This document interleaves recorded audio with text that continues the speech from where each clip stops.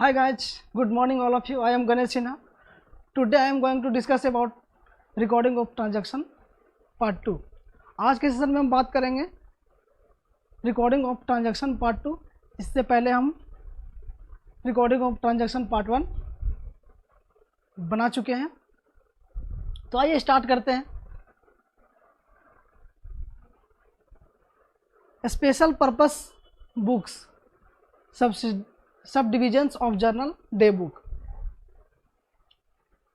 When the size of business and transaction are large, recording of transaction in one journal will not be convenient and cause delay in collecting information.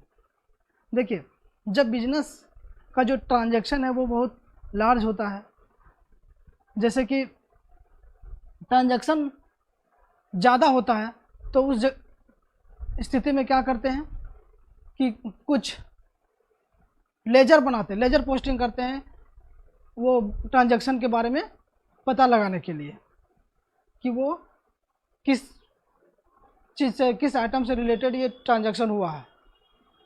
If separate journal का are kept for recording transaction of similar nature, journalise and posting will be easier. मतलब इसे separate बनाते हैं इसलिए कि इसमें जो journal posting करेंगे वो ईजियर होगा, मतलब इजी होगा, इसलिए लेजर बनाते हैं. Journal is divided into many subsidiary books called special journal और डे बुक. जर्नल को बहुत सारे सब्सिडरी बुक में डिवाइड किया गया है जिसे हम जर्नल और डे बुक कहते हैं. The journal in which transaction of a similar nature और record is known as a special journal और डे बुक. जो जर्नल ट्रांजैक्शन को सिमिलर नेचर में रिकॉर्ड करते हैं उसे स्पेशल जर्नल के नाम से जाना जाता है और ये डे बुक के नाम से भी जाना जाता है. तो डे बुक और स्पेशल जर्नल दोनों एक ही होता है. नेक्स्ट है advantage of day books. Day book से क्या प्रॉफिट है, मतलब क्या एडवांटेज मिलता है. इससे देखिए क्या होता है कि division of work, accounting work में भी divided among different clerks. Accounting का वर्क जो होता है वो डिफरेंट क्लर्क में डिवाइड किया जाता है. जैसे एक ही वर्क को यदि एक व्यक्ति को दिया जाएगा तो वो वर्क ठीक होगा. मतलब जैसे बिजनेस में बहुत सारे वर्क होते हैं और यदि एक आदमी को वहाँ पे डिप्यूट किया जाएगा सभी वर्क को करने में तो प्रॉब्लम हो सकता है ना. इसलिए क्या करेंगे, जितने भी सारे वर्क हैं उसको डिवाइड कर देंगे और उसके लिए अलग अलग क्लर्क को भी अपॉइंट कर देंगे. तो इससे क्या होगा कि कोई भी व्यक्ति जब एक काम करेगा तो उसमें ज़्यादा एफिशिएंट आएगा. When the same work is done by a person regularly he will become more efficient. यदि कोई भी पर्सन एक ही काम को बार बार करेगा, लगातार करेगा, तो वो उसके बारे में ज़्यादा कुशल हो जाएगा, ज़्यादा उसको उस क्षेत्र में नॉलेज हो जाएगा. इसलिए यहाँ पे क्या करते हैं कि अलग अलग पर्सन को अलग अलग काम में डिप्यूट करते हैं. नेक्स्ट है अवेलेबिलिटी ऑफ इंफॉर्मेशन. इससे क्या होता है कि इंफॉर्मेशन, जिससे जो भी आइटम, पर्टिकुलर आइटम का इंफॉर्मेशन जल्दी मिलती है कि हाँ इस आइटम का इतना ट्रांजैक्शन हुआ है ना. Information relating to a particular item is available without much delay. बिना देर किए हुए उस आइटम के बारे में हमें सारे इंफॉर्मेशन मिल जाता है. नेक्स्ट है फैसिलिटी इन चेकिंग. मतलब चेक करने में भी हमें फैसिलिटी होती है. जैसे it will reduce the chances of error. ज़्यादा गलती होने की चांसेस नहीं रहता है, गलती में रिड्यूस हो जाता है क्योंकि प्रत्येक व्यक्ति को अलग अलग काम दिया गया है तो वो अपना अपना काम को देखभाल करेगा. नेक्स्ट है एडवांटेज ऑफ डे बुक. अभी जैसे बताया, फर्स्ट पॉइंट बताया division of work, specialisation, availability of information, facility in checking. देखिए यहाँ पे डिफरेंट पर्सन को डिफरेंट वर्क में अपॉइंटेड किया गया है ना. नेक्स्ट है importance day book. Day book का क्या इम्पोर्टेंस है.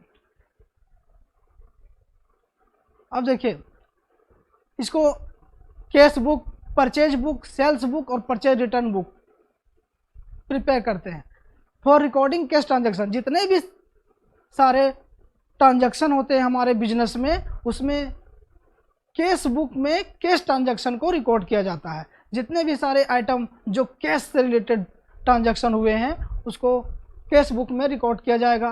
परचेज बुक में क्या है कि परचेज बुक में क्रेडिट परचेज, कैश परचेज, है ना, जितने भी तरह का परचेज जो होगा उसे परचेज बुक में रिकॉर्ड किया जाएगा। देखिए, for credit purchase of goods, credit purchase of goods जो है वो परचेज बुक में लिखा जाएगा।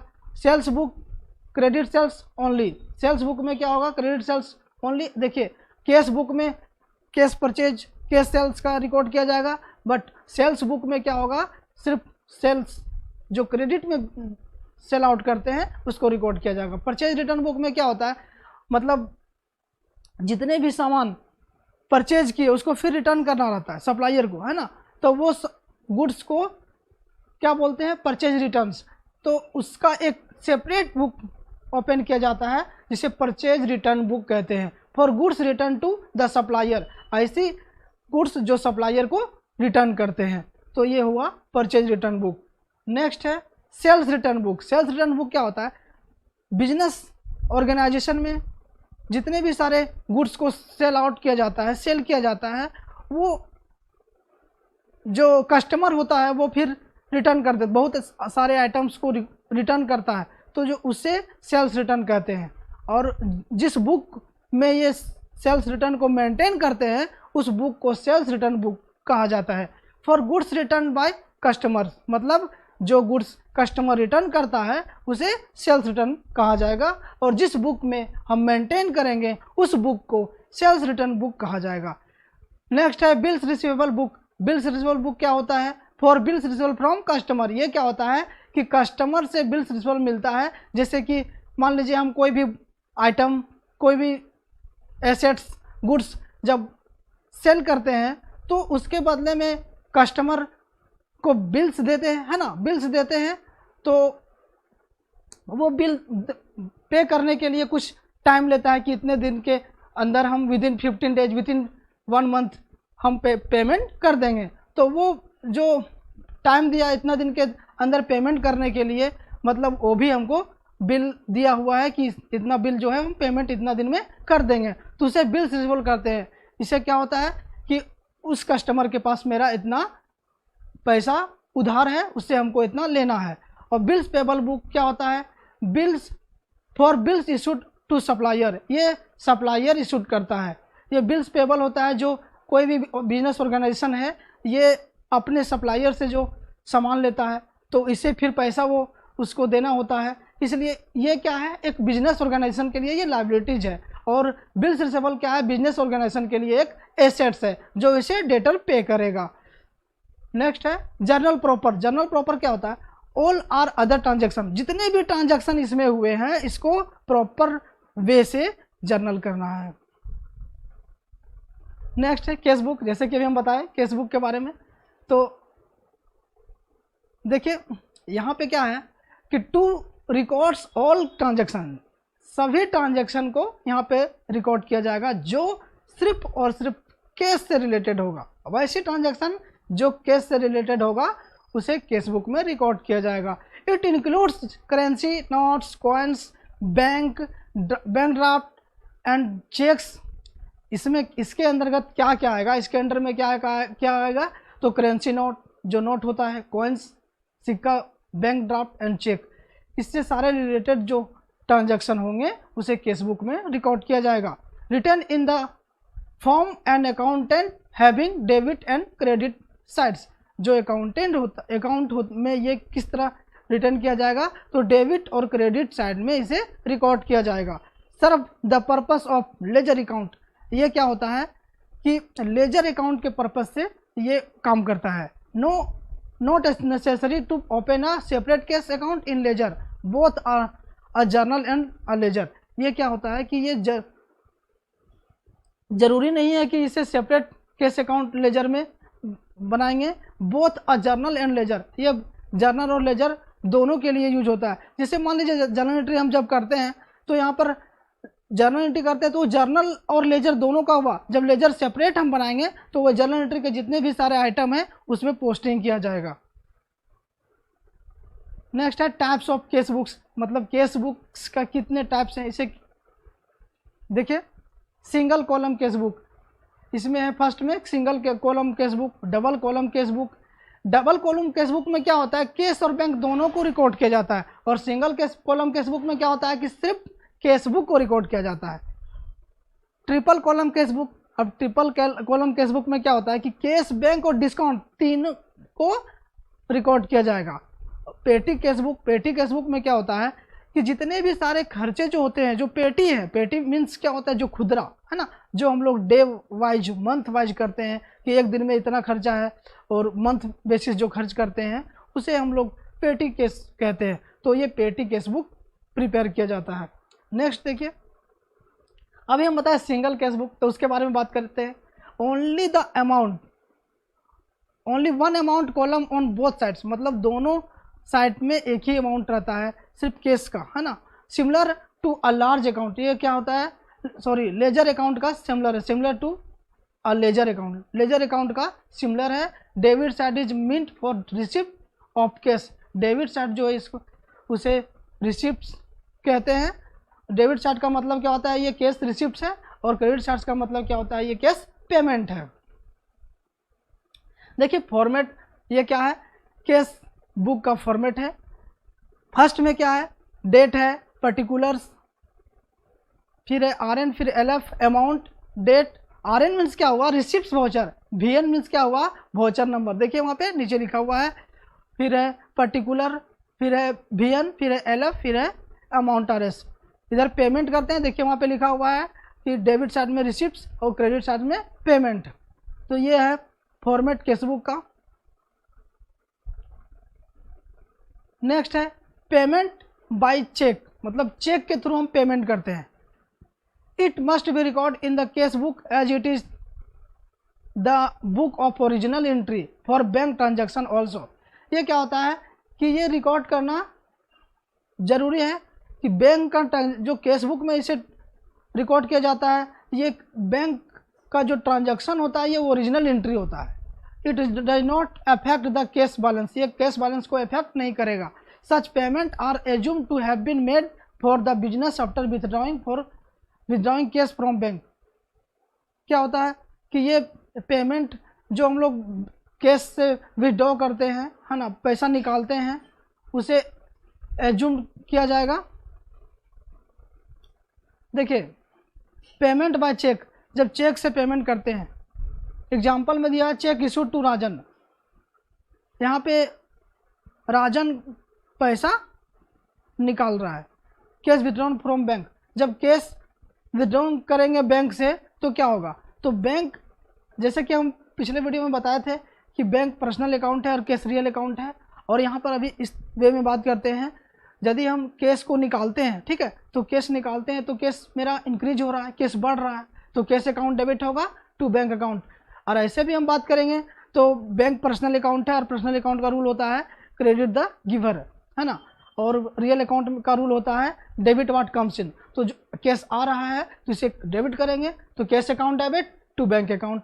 केस यहाँ पर नरेशन में लिखेंगे केस रिटर्न फ्रॉम बैंक। देखिए ये क्या है, राजन, है ना, राजन को पेड कर रहे हैं, तो राजन क्या है, तो राजन पर्सनल अकाउंट में आएगा। तो पर्सनल अकाउंट में क्यों आएगा, क्योंकि एक पर्सन है ना, तो पर्सन के बारे में जब भी बात होता है तो वो पर्सनल अकाउंट में जाता है। और पर्सनल अकाउंट का रूल है debit the receiver and credit the giver. जो पाने वाला होगा उसे डेबिट करेंगे और जो देने वाला होगा उसे क्रेडिट करेंगे। तो देखिए यहाँ पे क्या हो रहा है कि राजन को पेड कर रहे हैं, तो राजन अकाउंट डेबिट। अब पेड किसके थ्रू हो रहा है, तो पेड केस में हो रहा है, इसलिए टू केस होगा, तो Rajan account debit to cash account. अब देखिए इसमें थोड़ा और डीपली बात करते हैं, तो केस अकाउंट क्या है, तो केस अकाउंट जो है वो है रियल अकाउंट। और रियल अकाउंट में रूल है debit what comes in, credit what goes out, मतलब जो आता है उसे डेबिट करते हैं और जो जाता है उसे क्रेडिट करते हैं। तो यहाँ पर देखिए केस जा रहा है इसलिए केस को क्रेडिट किया है। नेक्स्ट देखिए डायरेक्ट डिपॉजिट बाय कस्टमर। कोई कस्टमर जब डायरेक्ट डिपॉजिट करता है, it must be recorded in the cash book as it is the book of original entry for bank transaction also. यहाँ पे क्या होता है, यदि कोई कस्टमर जो है वो केस बुक, मतलब केस बुक में हमें पेड करता है ना, ट्रांजैक्शन जो है सो वो कैश देता है। It must be recorded in the cash book as it's the book of original entry for bank transaction also, it does not affect the cash balance. जब वो यदि बैंक में जाकर डिपॉजिट करता है तो कैश बैलेंस में कोई इफेक्ट नहीं होगा, क्योंकि वो ट्रांजैक्शन बैंक के थ्रू हो रहा है, बैंक में डिपॉजिट किया जा रहा है। Such receipts are assume that it is received from the customer and the deposit into bank by us. अब कुछ रिसिप्ट्स जो होता है वो हम कस्टमर से रिसिप्ट करते हैं, जैसे कि देखिए यहाँ पे क्या, customer and then deposit into bank by us, और उसके बाद वो बैंक में डिपॉजिट किया जाता है।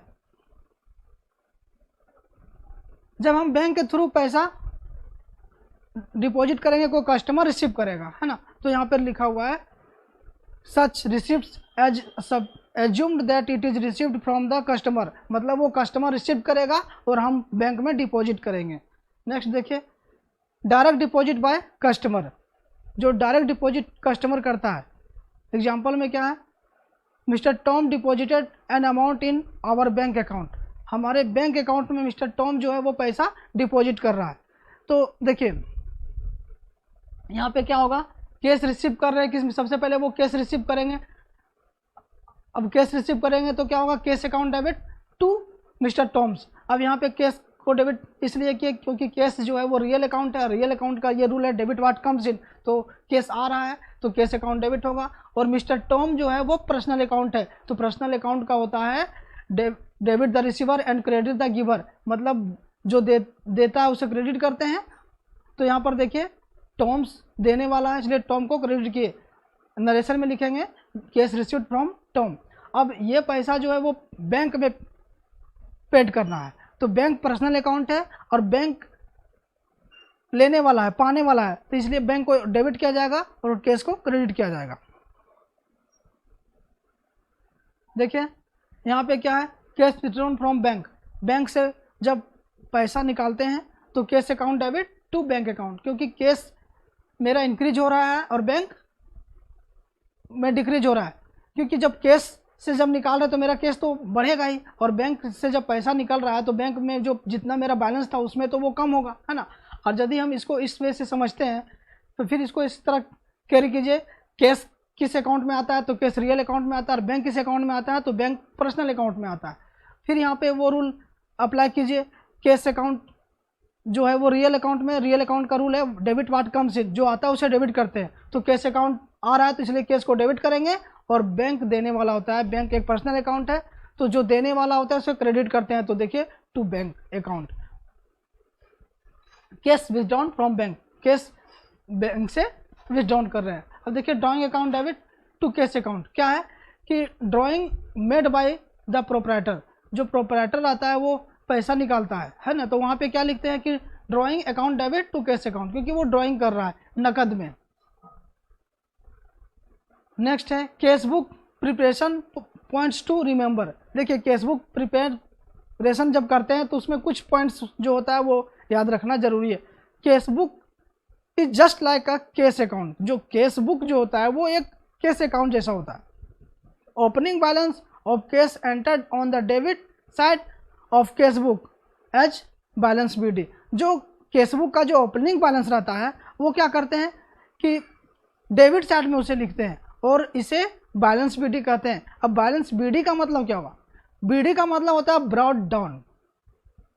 सेकेंड थर्ड पॉइंट है receipt side is always more than और equal to payment side.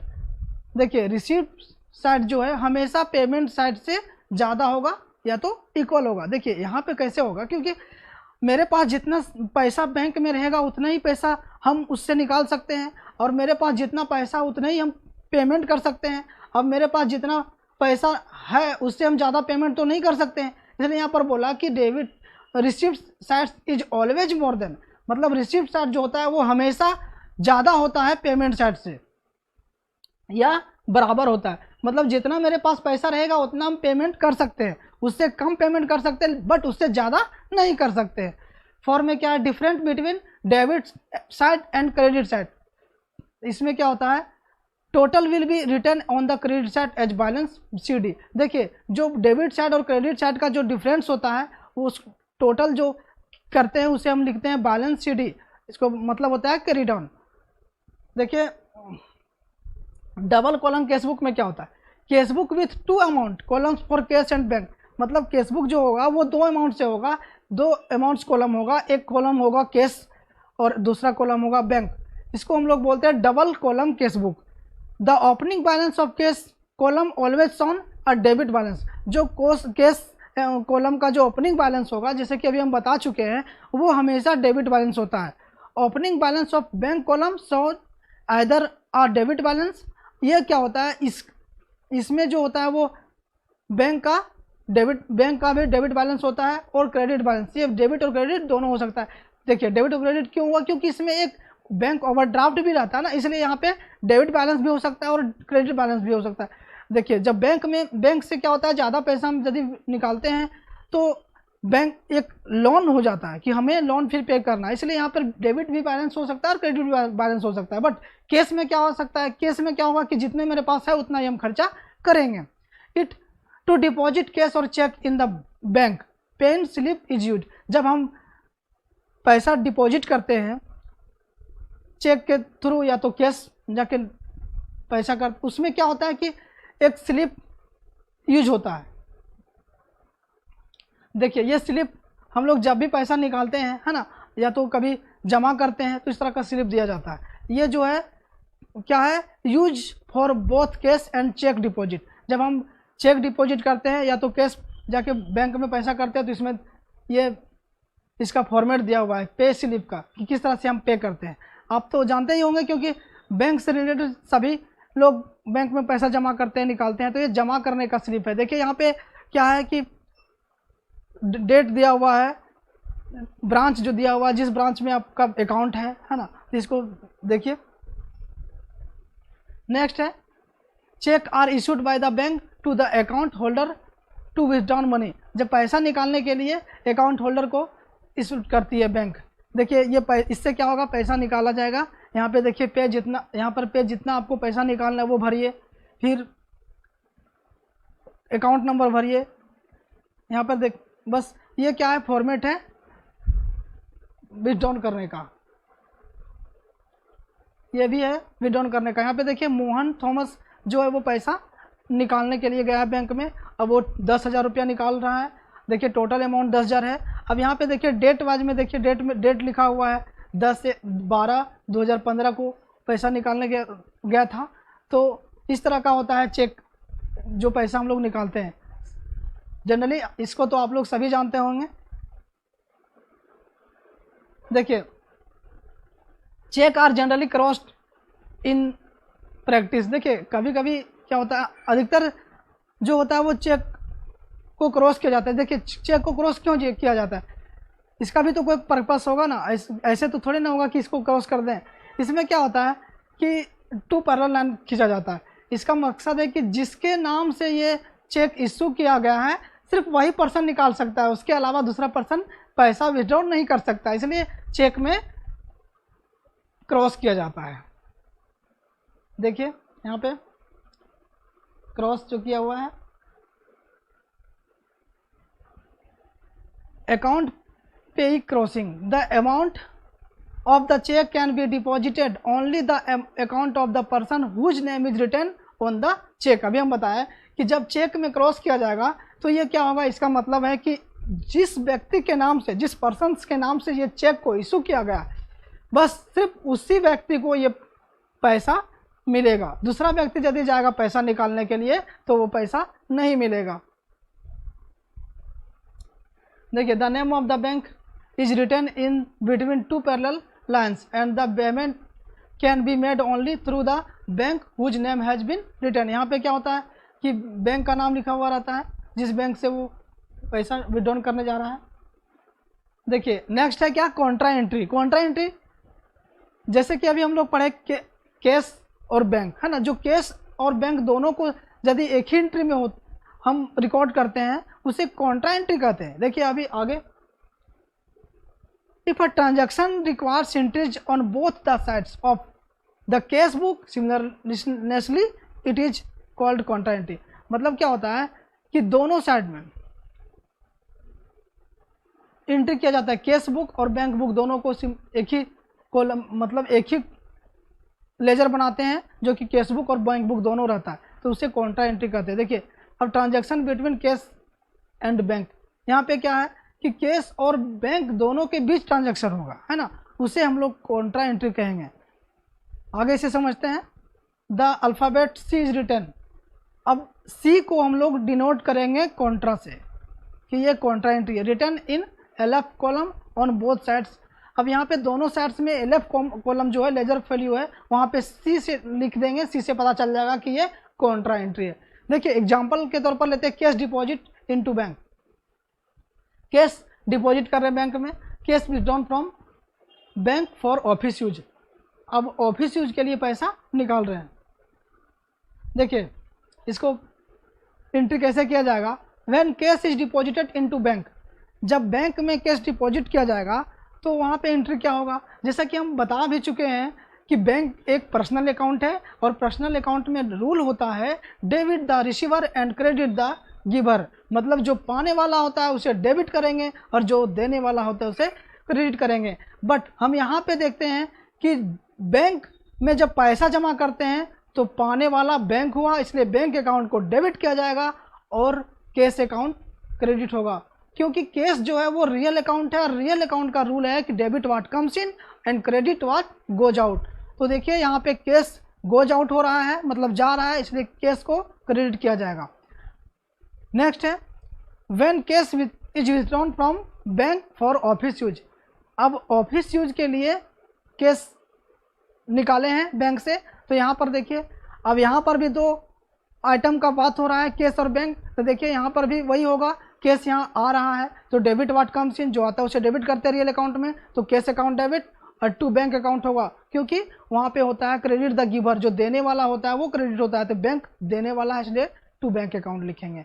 The above will be shown in the double columns cash book as follows, देखिए ये क्या होगा कि कैश बुक में यदि हम इसको शो करेंगे तो क्या होगा, कैश में सबसे पहले मेरा 1000 हम जब बैंक में जाके जमा किए तो यहाँ पर बैंक में मेरा पैसा इंक्रीज होगा, इसलिए हम इधर क्रेडिट साइड में बैंक में लिखेंगे। यहाँ पे देखिए क्रेडिट साइड में सी लिख करके 1000 लिखा हुआ है, इसका मतलब क्या हुआ, बैंक का पैसा मेरा इंक्रीज हुआ है, बैंक में पैसा जमा हुआ है। और देखिए यहाँ पर कैश के साइड में सी लिख करके डेबिट किए हैं 1000, मतलब कैश मेरा डिक्रीज हुआ है, कैश कम हो गया है और बैंक में जा पैसा बढ़ गया है, तो यहाँ पे सी से डिनोट करेंगे कि वही पैसा हम बैंक से कैश से बैंक में डिपॉजिट किए हैं। नेक्स्ट देखिए क्या है, cash account debit to bank account, मतलब यहाँ पर जब ऑफिस यूज के लिए पैसा हम निकाले हैं तो यहाँ कैश में इंक्रीज हुआ और बैंक में डिक्रीज हुआ। जब कैश में इंक्रीज हुआ तो यहाँ देखिए क्रेडिट साइड में कैश में देखिए LF लिख करके वहाँ पे बैलेंस जो बैंक RS है वहाँ पे 2000 किए हैं, बैंक में किए हैं क्योंकि सॉरी कैश में किए क्योंकि कैश बढ़ रहा है, कैश अकाउंट डेबिट, जब कैश निकालें तो कैश में कैश का अमाउंट जो होगा इंक्रीज होगा, इसलिए यहाँ पर कैश लिख करके देखिए बैंक कैश सॉरी यहाँ पर कैश लिख करके बैंक पैसा दे रही है तो बैंक को क्रेडिट किए हैं और यहाँ पर कैश को डेबिट किए हैं। देखिए यहाँ पर लिखा हुआ है बैंक और सी लिख करके 2000 रुपया कैश किए हैं, मतलब निकाले हैं। अब बात करते हैं पेटी कैश का। पेटी कैश क्या होता है, देखिए पेटी कैश जैसा कि फिगर में दिया हुआ है खुदरा, यहाँ पे क्या हुआ खुदरा, इसका मतलब होता है खुदरा खर्चा जो डे बाय डे होता है और मंथ पे होता है, उसे पेटी कैश कहते हैं, मतलब जितने सारे खुदरा खर्च होते हैं। आगे देखते हैं खुदरा खर्च क्या क्या है। देखिए cash book for recording a small payment, जो स्मॉल पेमेंट के लिए रिकॉर्ड किया जाता है कैश बुक में। जैसे देखिए एग्जांपल में है टेलीफोन, जो टेलीफोन में जो एक्सपेंसेस जो होता है टेलीफोन बिल, ये क्या है कि हम डे बाय डे खर्च करते हैं। टैक्सी फेयर मतलब जो गाड़ी का जो भाड़ा रहता है, रिफ्रेशमेंट चार्ज एक्सेट्रा, तो ये क्या है, ये एक स्मॉल पेमेंट है जो कि दिन प्रतिदिन करते हैं, तो इसे बोलते हैं petty cash. Imprest system of petty cash book, अब पेटी कैश बुक का इम्प्रेस सिस्टम के बारे में जानते हैं। A fixed amount is advance to the petty cashier at the beginning of case each period. देखिए पेटी केस का transaction के लिए एक हम पेटी कैशियर को डिप्यूट करते हैं। पेटी कैशियर का काम रहता है कि जितने भी सारे पेटी एक्सपेंसेस हुए होंगे, मतलब पेटी एक्सपेंसेस में जितना ट्रांजैक्शन हुआ है वो उसको रिकॉर्ड करेगा। तो इसमें क्या करते हैं कि जो बिगिनिंग पीरियड रहेगा, मतलब मान लीजिए कोई भी मंथ का स्टार्टिंग पीरियड में उसे कुछ पैसा दिया जाता है, जैसे मान लीजिए हम 2000 रुपये उसको पैसा दे दिए एडवांस में कि हाँ जितना भी तरह का खर्चा होगा ये करो, तो वो एडवांस जो होगा वो इम्प्रेस्ड होगा, इसे हम इम्प्रेस सिस्टम कहेंगे। अब वो उस खर्च को जितने भी सारा तरह के खुदरा खर्च होते हैं, जैसे कि अभी हम बताएं टेलीफोन बिल्स है, टैक्सी फेयर है और भी संडे एक्सपेंसेस है, वो सब में ट्रांजैक्शन करेगा।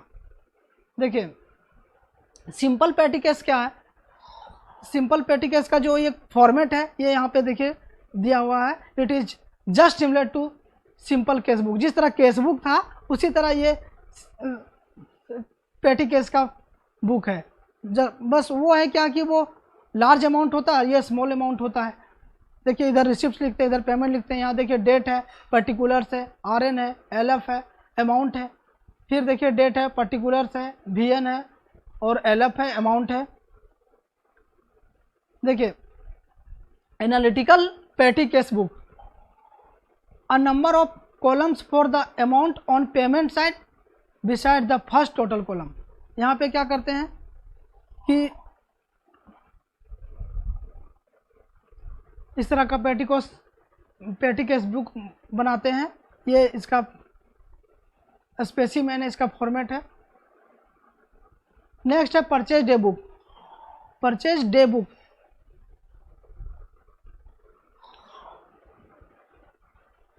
To record only the credit purchase of goods, मतलब गुड्स का जो क्रेडिट परचेज होगा उसे रिकॉर्ड किया जाएगा, जब कैश परचेज होगा उसे नहीं। देखिए कैश परचेज को इसलिए रिकॉर्ड नहीं करते हैं, यदि हम कोई भी ट्रांजैक्शन जब नकद में होता है तो उस व्यक्ति से कोई मतलब नहीं रहता है, क्योंकि जितना भी सामान मेरे पास था उतना हम बेच दिए, उसके बदले में पैसा आ गया, तो उसका एक रिकॉर्डिंग करना उतना ज़रूरी नहीं है। बट जो सामान हम क्रेडिट पे परचेज किए हैं और या तो क्रेडिट पे सेल किए हैं उसके लिए तो रिकॉर्ड करना ज़रूरी है। इसलिए यहाँ पे सिर्फ और सिर्फ क्रेडिट परचेज ऑफ गुड्स को ही रिकॉर्ड किया जाता है। देखिए ऐसे यहाँ पे क्या है कि इधर डेट लिखते हैं, फिर इधर नेम ऑफ सप्लायर लिखते हैं, एलएफ लिखते हैं, टोटल अमाउंट लिखते हैं। तो ये क्रेडिट परचेज जर्नल है, परचेज डे बुक है। नेक्स्ट है sales day book.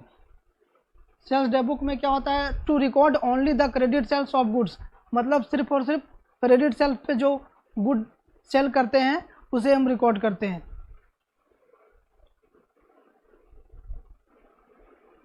Purchase return book. Purchase return book में क्या होता है, जो हम सामान परचेज करते हैं फिर उसमें कुछ सामान को रिटर्न करते हैं सप्लायर के पास, तो उसके लिए एक सेपरेट बुक बनाया जाता है जिसे हम परचेज रिटर्न बुक करते हैं। देखिए यहाँ पे परचेज रिटर्न बुक का फॉर्मेट दिया हुआ है। नेक्स्ट है sales return book. Sales return book मतलब जितने भी सामान हम बेचे उसमें कोई कस्टमर जो होगा वो बहुत सारे कुछ सामान जो है वो रिटर्न करना चाहता है, तो जो रिटर्न करता है उसको हम एक अलग बुक में मेंशन करते हैं, उसे रिकॉर्ड करते हैं, उसे हम कहते हैं सेल्स रिटर्न बुक। नेक्स्ट है bills receivable book. When goods are sold on credit the buyer may accept sign a bill for the value of goods purchase by him. मतलब देखिए कोई भी अभी हम जैसे कि बताए, जब बायर होता है वो क्रेडिट पे सामान ले जाता है और वो उस बिल पे साइन कर देता है कि हम विद इन इतना दिन के अंदर पैसा दे, विद इन 15 डेज 1 मंथ के अंदर हम पैसा पेमेंट कर देंगे। तो इसे क्या कहते हैं कि ये बिल्स रिसीवेबल बुक है। अब इसे हम सोर्स डॉक्यूमेंट्स भी कहते हैं और ये बिल्स रिसीवेबल होता है। जैसे कि सोर्स डॉक्यूमेंट्स बताए थे कि कोई भी आइटम जो होता है उसे हम बेचते हैं तो उसमें जो रिसिप्ट देते हैं कस्टमर को तो वो सोर्स डॉक्यूमेंट्स होता है। देखिए बिल्स पेबल, ये क्या है, the details of bills accepted signed by the buyer are record in this book. मतलब इसमें क्या होता है कि ये बिल्स को एक्सेप्ट किया जाता है जिसमें वो बायर साइन करता है इस बुक में, सोर्स डॉक्यूमेंट्स बिल्स एक्सेप्टेड। इसे भी हम सोर्स डॉक्यूमेंट्स कहते हैं, बिल्स एक्सेप्टेड कहते हैं, जो इशू करते हैं। नेक्स्ट है जर्नल प्रॉपर। जर्नल प्रॉपर, इसमें क्या होता है कि जितने भी डे बुक में जो रिकॉर्ड नहीं क्या होता है, जैसे कि लेजर में बनाए, परचेज अकाउंट बनाए, सेल्स अकाउंट बनाए, तो वो सब में जो रिकॉर्ड नहीं किया जाएगा उसे इसमें रिकॉर्ड किया जाएगा, जिसे हम जर्नल प्रॉपर करते हैं। एग्जांपल में देखिए डिप्रिसिएशन है, आउटस्टैंडिंग एक्सपेंसेस एक्सेट्रा, उसको हम डे बुक में रिकॉर्ड नहीं करते हैं, इसका एक अलग बुक ओपन करते हैं जिसे हम जर्नल प्रॉपर कहते हैं। देखिए यहाँ पे डेट है, पर्टिकुलर्स है, LF है, debit balance, credit balance. Thank you for watching my video and don't